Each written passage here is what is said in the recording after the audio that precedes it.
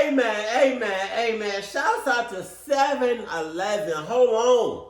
That's kind of further up north. Shouts out also to the DMV. If you don't know what DMV means, that's tough. I'm repping DMV all day. Cause you talking about. Represent where you come from. The city you represent. Let me know the area that you represent. You may not live there right now. But let me know what you represent. DMV all the way. Cause what you talking about, man. And I was also in a car accident. I have to say this with for legal purposes. I mean, I really am hurt, but but I was in a car accident, and 7-Eleven. This happened on September 7th.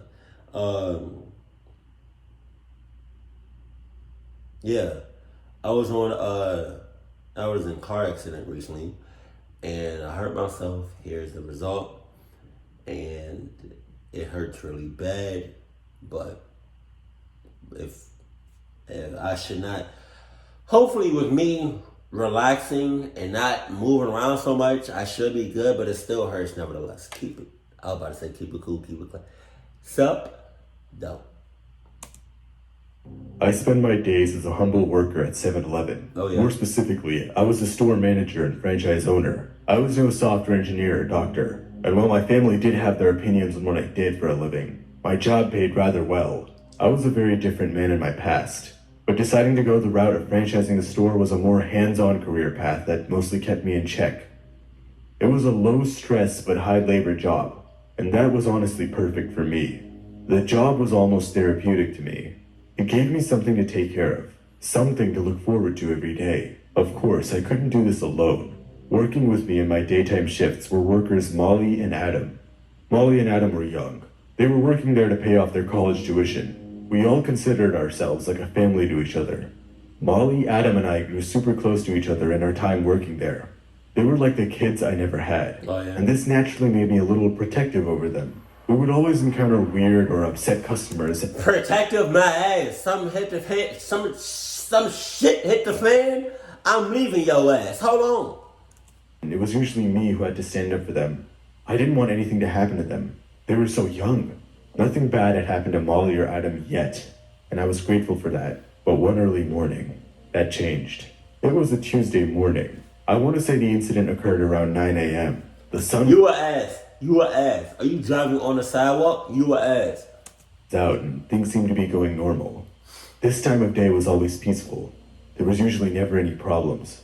Eventually, a blue sedan pulled into the parking lot. Inside of the car was a rather average-looking middle-aged man.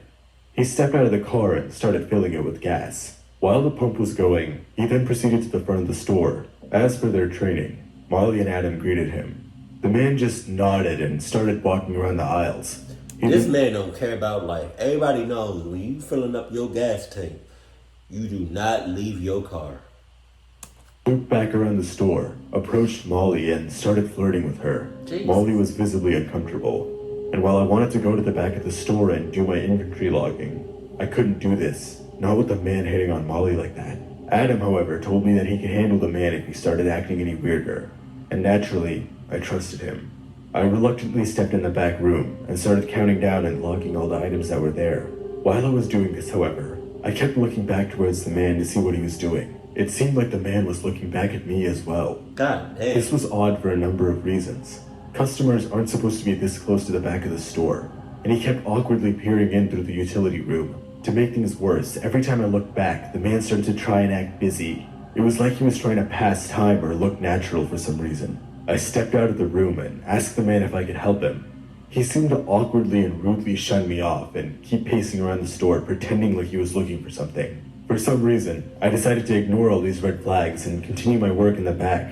Eventually, while Molly was passing by the back room, she whispered to me that the man was making her very uncomfortable. I told her that once I finished with the shelf I was working on, I would quickly go outside and help her. I essentially told her to hang in there and wait behind Adam. It was super confusing what the man even wanted. He seemed to have stopped flirting with Molly completely and was instead focused on trying to peer through the back door for some reason. As annoying as this was, I just wanted to get through my work.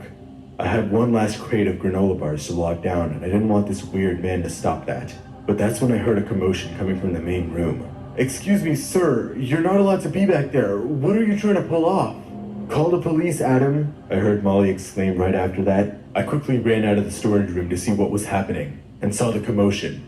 The man in the blue car was trying to pull something off. I saw Molly in shock and fear in the corner, and Adam with his fists up standing right in front of her. Hey, what do you think you're doing? I asked the man. Whoa, what kind of place is this? What's even back there? What are you guys hiding? Get out of here. The sign clearly says employees only. What you talking You expect me to just sit here and let you get away with this? What the fuck? No way in hell. We were all in complete shock. Adam tried to calm the man down, however. Sir, we don't need to get violent, okay? You can just calm down and we don't have to... I don't want to hear another word from you psychos. The man snapped back at Adam. Molly started to cry. She was ready to dart out the store. The man then started reaching for his pocket. We had no idea what he was going to pull out. I tackled the man in the back of the shop and screamed at Adam and Molly to just head away and call the police. A few more minutes of us rustling in the utility room occurred. I managed to headlock the man, but he just kept hitting me off. After a few more minutes of us rustling and fighting in the back, the cops eventually got there. But sadly, they couldn't find him on the scene. We got the man's face on security camera. I can tell I can, man.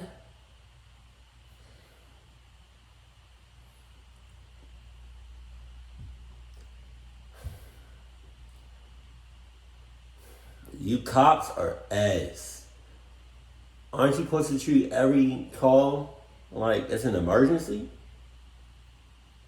So you get that call and you walk in to the...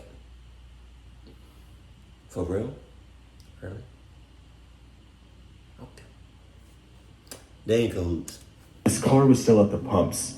We had both his face and his license plate on camera. Despite all this, the police just left. They couldn't find any sign of him and they assumed that he just ran out through one of the other back doors. As the cops left, I made sure to dump the man's body right next to the first. God As I mentioned damn. before, I was a different man in my past. This job really changed me. It seemed like the man in the blue car clearly noticed the other body I had. Normally it's pretty well hidden. Not even Molly or Adam could find it. But I guess one of the legs must have been sticking out or something like that while I was moving stuff around. I re-looked at the security footage to make sure there was no evidence left behind. It seemed like the man wasn't reaching for a gun or a knife. He was reaching for his phone to call the police. I really didn't want it to be this way, but he knew my secret. The man was now part of my collection. Molly and Adam still have no idea what happened, and you bet I'm planning to keep it that way. Oh no. They can't find out anything about my past. If they did, they'd be shattered. For now, my secret remains safe from the public eye, and I will ensure no one remembers that day.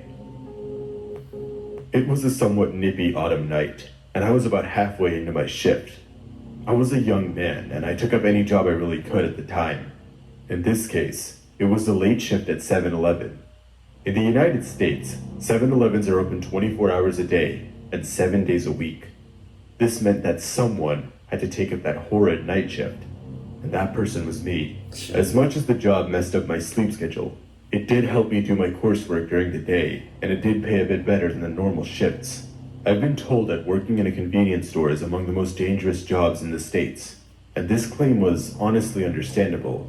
Although my city is decently safe, the people who go to 7-Elevens late at night are a lot different than your normal shopper. From what I saw, it was either crazy crackheads higher than a kite, or a bunch of drunken teenagers falling all over the place trying to make another booze run. This was extremely annoying. My coworker Colin and I were largely responsible for kicking these people out. And while it was an inconvenience, it never got truly out of hand or unsafe. This all changed one Thursday night, however.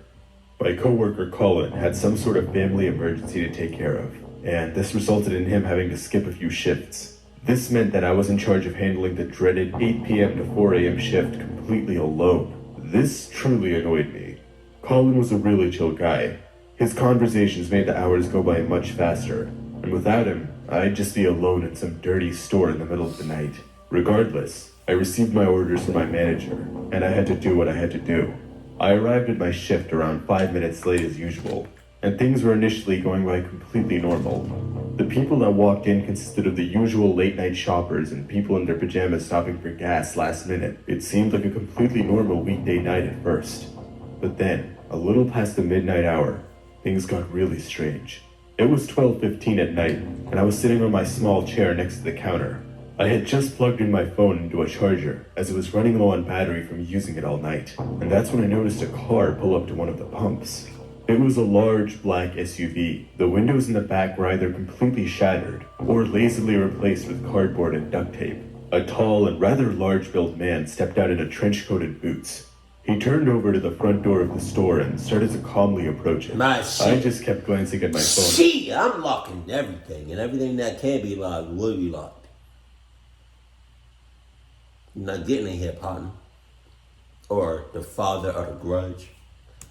However, most people walk in, quickly get something, and leave. There was no need for formalities at this hour. You call this customer service? Dad. The man said in a low, husky voice. You call yourself a person. Get the cluck out of here. It took me a second or two to process that. The people who come in here, especially at this time, aren't exactly expecting award-winning service. Oh, sorry, sir. Is there anything I can get for you? The man just laughed. Oh, kid. There's nothing you could get for me, but there is something you can do. At first, I thought the man was going to ask for some weird sexual favor. Funnily enough, I'd been asked this before while I was on the job. You see, I'm not a young man like you. My joints, they don't function like they used to. And you see my car over there? Well, it could use a wash and fill. Nah. The man's attitude and overall demeanor were really weird. The way the guy was talking was unsettling as it is. I mean, if the guy could walk all the way over here just fine, why couldn't he fill his own gas or wash his own windshield? I'm saying. However, state law says I have to assist any handicapped or impaired customers if they request it. Now my There was no ass. handicapped sticker on the man's car, or any sign that he was disabled in any way. But hey, if they request it, I have to help them. Man. All right, sir. Give me a moment, I replied as I placed my phone to the side. I then turned on the pump from my control panel and started heading towards the car. Look at those youthful muscles. I love to see it. For whatever reason, I ignored the man's creepiness and continued heading towards the car. The sooner I cleaned his windshield and filled his tank, the sooner he'd be out of there. At least that's what I hoped. As I stepped out of the building, the man seemed to remain in the store. He seemed to be browsing up and down the shelves or something. Whatever. I got to the vehicle, and sure enough, the gas cap was wide open and ready for me. As I was filling the van with gas, I couldn't help but think about what the man said. He seemed honestly fine and was totally capable of putting a nozzle in the gas tank. It made me wonder why I was even out there in the first place. But hell, if I could just get this weirdo out of there, I could get back inside to just messing around with my phone. After about a minute or two, the tank was full, and it was time for me to wash the man's windshield. As I stepped around towards the back of the van, however, I heard the back door shut. As weird as this was, keep in mind the car was really beaten down and old. It's kind of expected for a car like that to make weird noises, especially on a windy night like this one. I quickly pulled out the sponge and squeegee and started to get to work. But as I was cleaning the glass, that's when I felt it. The discomfort, the odd sensation of being watched or stalked. As I turned around, I felt a hand go over my eyes, and soon my mouth. I barely had any time to comprehend what was even happening. 1 second I was cleaning glass, and the next I was being headlocked. I then heard the familiar sound of the front door to the store opening, and heavy footsteps coming my way. Too many thoughts were racing through my head at this moment, but somehow, somewhere, I mustered everything I had, and flung myself as back hard as I could. The person holding me down crashed into the gas pump and shrieked in pain. "Damn it, Carl," the tall man said. I rolled back onto my feet and sprinted as hard as I could, my breath getting heavier and heavier every large stride I made. I managed to run across into a neighborhood and dive into the bushes, slowly peeping my head out to see if they were still following me in the van. After the longest 10 or so minutes of my life, my adrenaline died down, and I finally got the courage to step out of the bush. Just as I was about to call my manager and then the cops, it hit me. My phone was still in the store charging. Thankfully, however, a close friend of mine lived in the neighborhood I ran away towards. I knocked on his door and told him everything. Naturally, we called the police. When we went back to the station after the police told us they'd arrived... Wait a minute. Where'd that phone come from? Did it just pop out? Like, okay, I get it. You know, everybody's animation is different, but it was just... I just noticed that.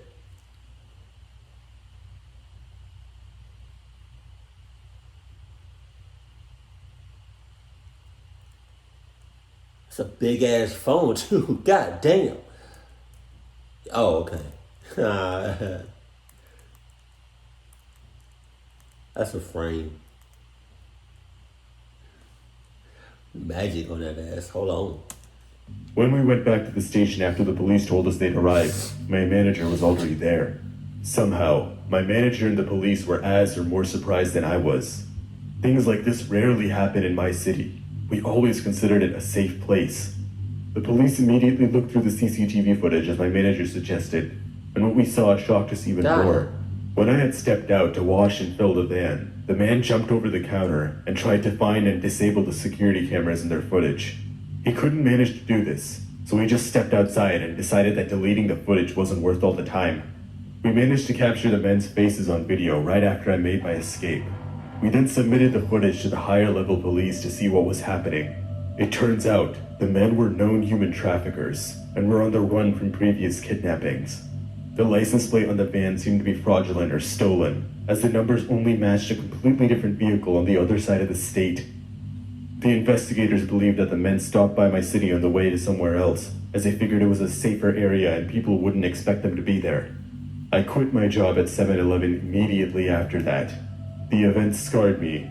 Every time I stepped into another gas station, I would always get reminded of how I almost got kidnapped.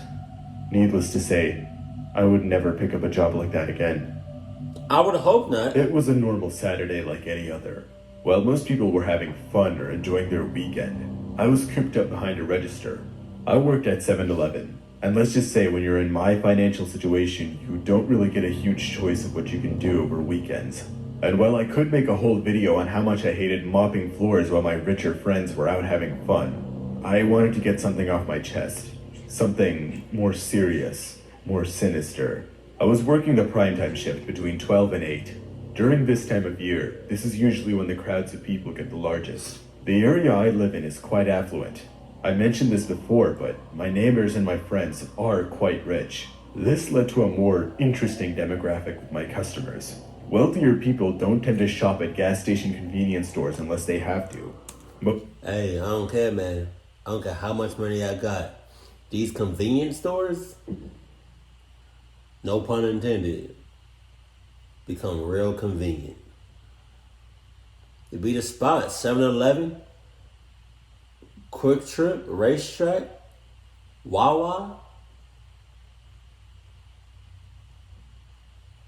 Those be the, man, those be the spots, man. Hold on. most of them end up buying from premium grocery stores down the road. Unless it was some sort of necessity or emergency, no one really went inside. And even if they did, it was always something along the lines of a water bottle or some food or a snack for the road. The result of this was people mostly just serving themselves at the pump and me just sitting and doing nothing. As boring as this was, I honestly enjoyed just sitting and chilling out while people served themselves. This gave me the opportunity to do some schoolwork or listen to music. On weekends during this time of year, however, this dynamic changed. On weekends, there were junior soccer tournaments in local regions. These kids' league soccer competitions meant that travelers would either go into or through our town. This also meant that I had to work a little harder. People were getting more than just water. It would always be something like towels or hand sanitizers or the occasional coffee for the tired chaperone. Being fully aware it was soccer season, I really wasn't surprised at all that there were various large SUVs or minivans constantly pulling into the station. After all, youth soccer is very, very popular in the United States.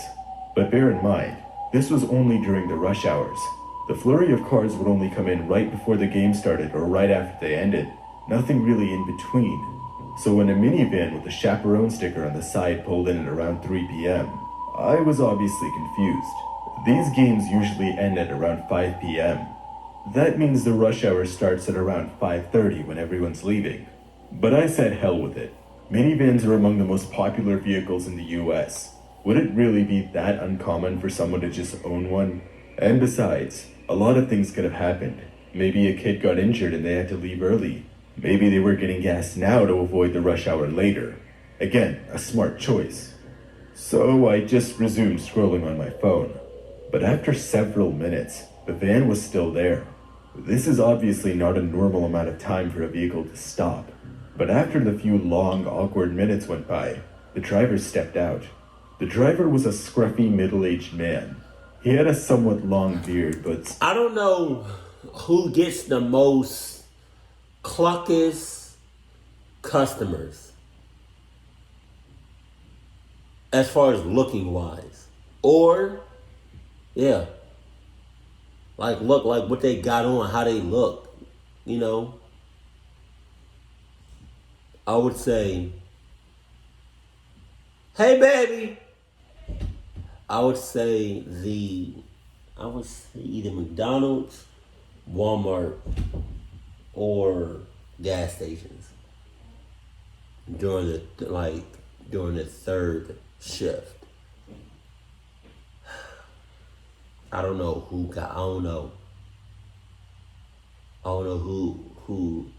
gets the most cluckiest customers. Hey baby. Can I kiss you? Huh? Can I kiss you?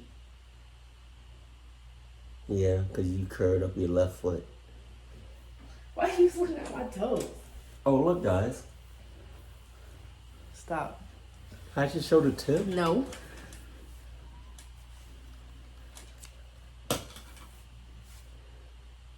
Let me front. Hold on. Let me front real fast. Okay.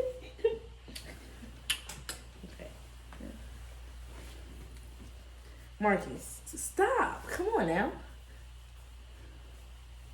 Marcus. They don't know I'm right there. Yes, they do. How? Baby, your hand. Look at your long ass arm.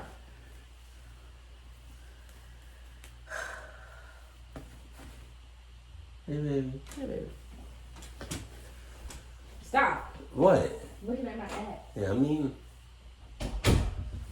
Nah, baby. Get both your kids. I didn't have poop. No. Missy don't. Or Misty. Come on, baby. Oh, you got pee again? Why you pee like that? Why are they both facing you? Is she waiting on midnight? Stop licking yourself. Girl, come. Why did she lay down? Come on, Stinker.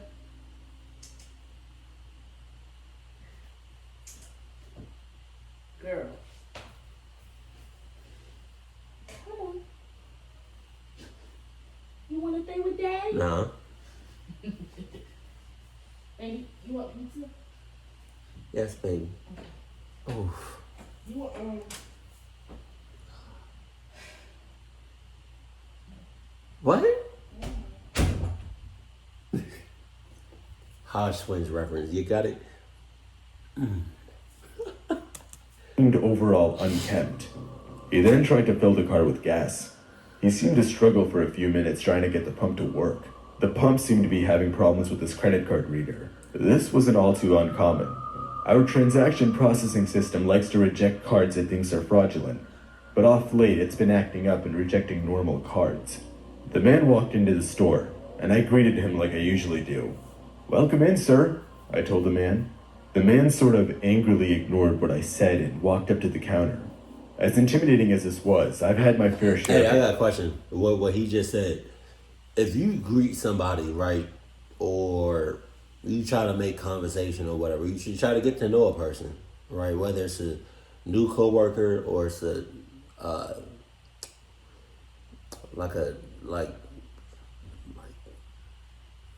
like your partner has a new friend or best friend or whatever, or anything like that, right? Somebody new that you never met before, and they give you like a like their whole vibe is just either rude or you feel some type of way.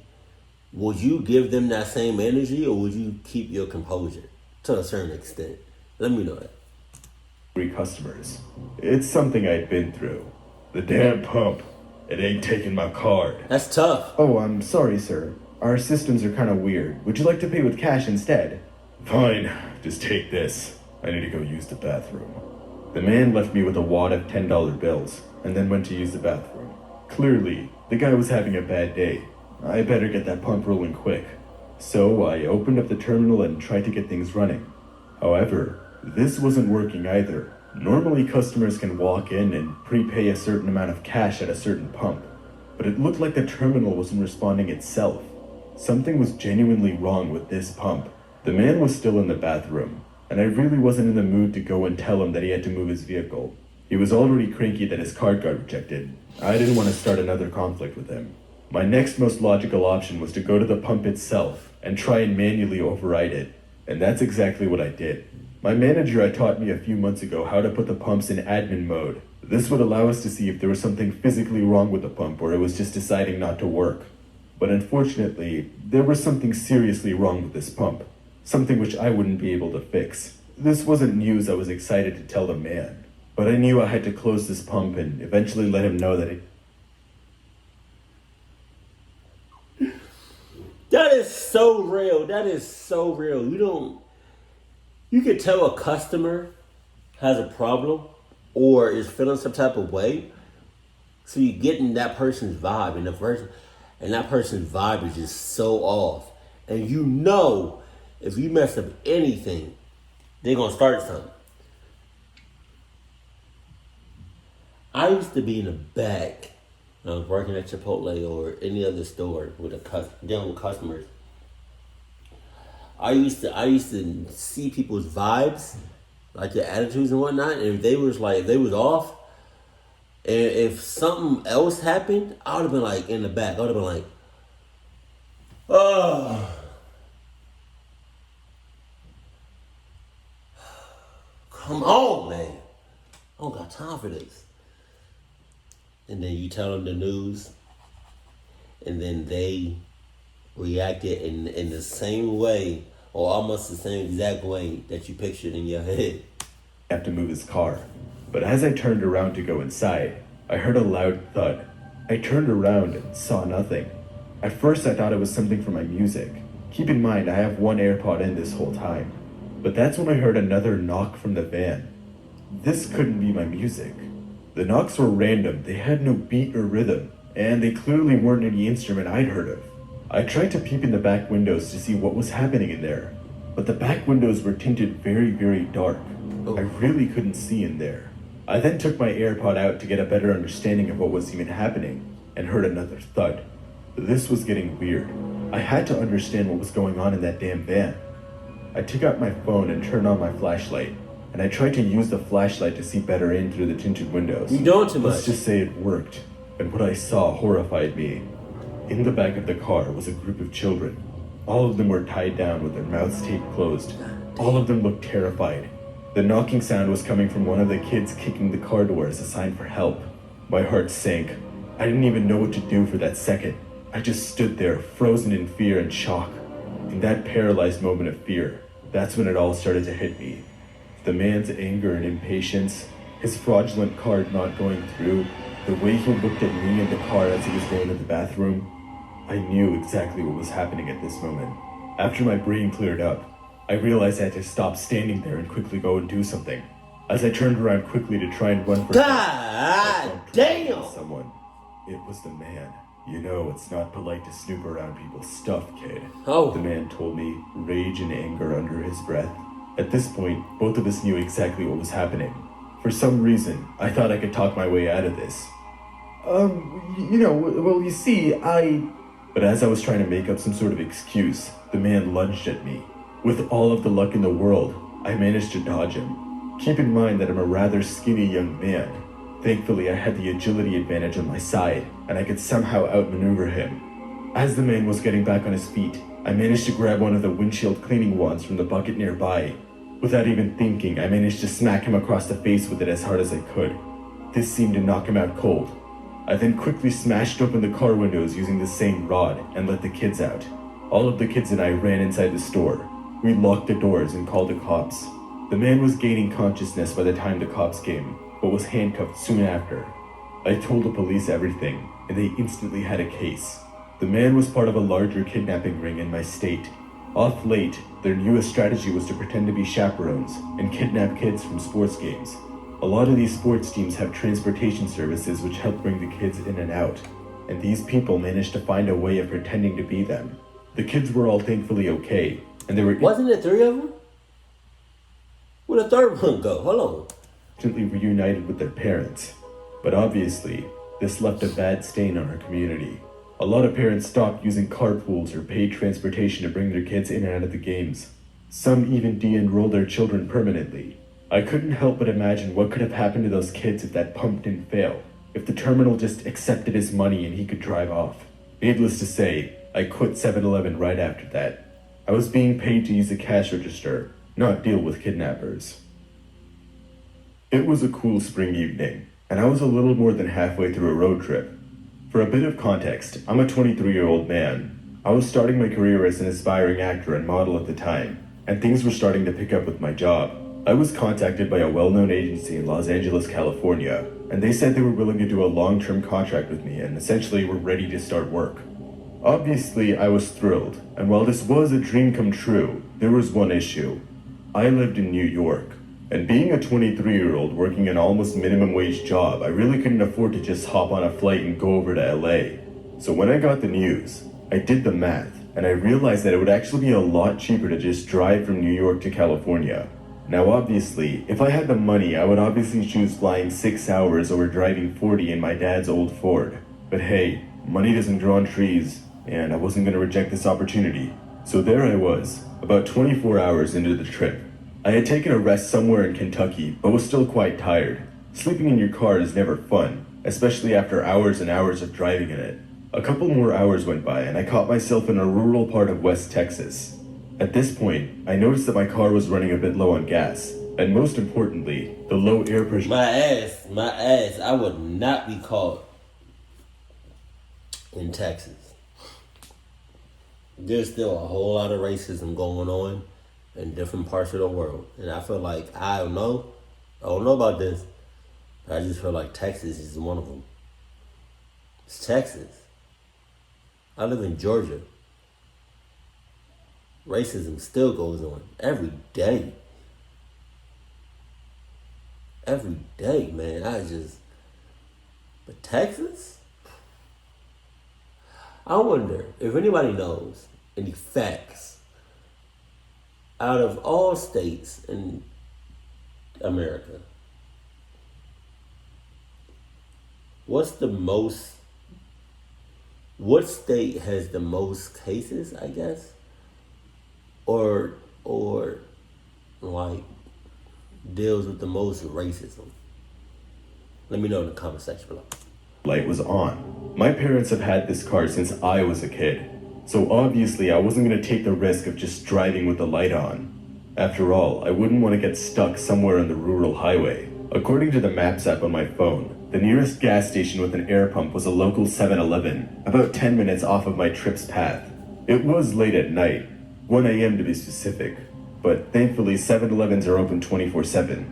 As much as the detour annoyed me, I really didn't have much of a choice. I was honestly lucky that there was even anything open and nearby. I drove up to the 7-Eleven and pulled my car into the nearest pump. I popped open my gas cap and started filling my car, and after a few minutes, surely enough, it was full. But then came the next and arguably most important step, fixing that tire pressure light. While I was out of my car, I tried to look around and look at which tire was tripping off the sensor. But as I was looking around, I noticed a shadow from inside the store. It moved somewhat awkwardly. It seemed like one of the store workers was peering out the window, and they backed away instantly when they saw me look over. Well, that's weird, I thought.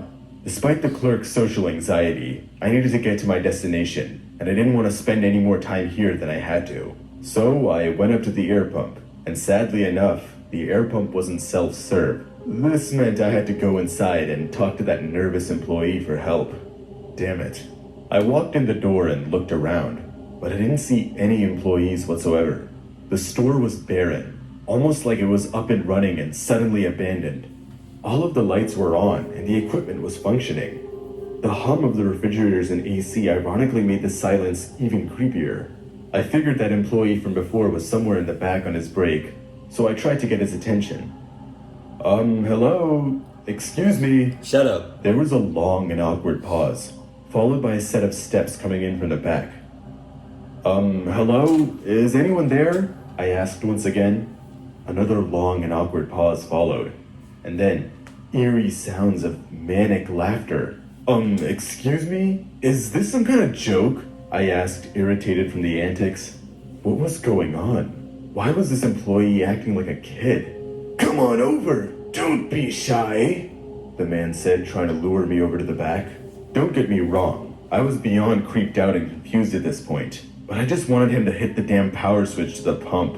I reluctantly walked over to the back to check what was happening. I figured if I just played into this guy's weird game, he'd just listen to me or leave me alone. So naturally, I reluctantly walked over to the back. There was nothing behind the counter, but there seemed to be a constant giggling from a door that said employees only. My back was tense, and pretty much every urge in my body told me not to open the door. But mistakenly, I did. When I opened that door, I saw something I'd never forget for the rest of my life. In the room, there was a 7-Eleven employee, still in his vest and uniform, mutilated on the ground. Behind the employee was the man giggling from before, still chuckling. He was barefoot, sickly looking, and had tattered, bloody clothing. He then looked at me with manic eyes and started laughing even harder. My feet were frozen, almost like they were cemented into the ground. But then, the man's laughter turned into full-on screaming, and he started crawling towards me. I quickly slammed the door and darted towards my car, but as I was running, I felt something tug my ankle and trip me from behind. Now don't leave so early, the man said, trying to drag me back. I kicked the man in the face as hard as I could and ran out. I quickly got into my car, locked the doors, and started the engine. As soon as I pulled out of the spot, the crazy man jumped on my hood and started screaming at me to stop the car. I didn't know what else to do, so I just floored it, and that seemed to throw the man off. I kept driving and never looked back, sweating and panting the whole time. Eventually, the tire that was low on air got me, and I had to pull over into another town. Goddamn. I immediately called the local law enforcement and told them everything that happened. When they showed up to the scene, they did not find a single thing. Aside from the dead 7-Eleven worker and raided store with broken glass and flipped over shelves, the police couldn't find anything that could lead them to the man. The police could obviously identify the dead employee, but had no idea who the laughing man was or where he could be. The man was a ghost. I've never told anyone the story, at least not until now, and that's probably for good reasons. I currently live in LA, and while I am still pursuing my career in entertainment, I still sometimes think about where that man could... What? That was weird. I'm not even gonna hold you. That was weird. That was weird. Well, I think it's safe to say that 7-Eleven yeah. I mean, it's the move, but only before that third shift starts to kick in. After that, when it's third shift, I don't suggest you be anywhere near 7-Eleven. Because 7-Eleven is now on that clock shit. I'm not even gonna hold you. It is.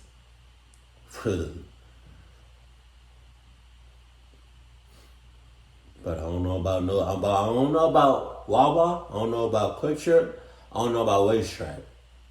I said Racetrack. Racetrack. But 7-Eleven, I'm gonna still go to 7-Eleven. Just, like during the day, not at night. Keep it cool, keep it classy, and I love you. Stay happy. My family.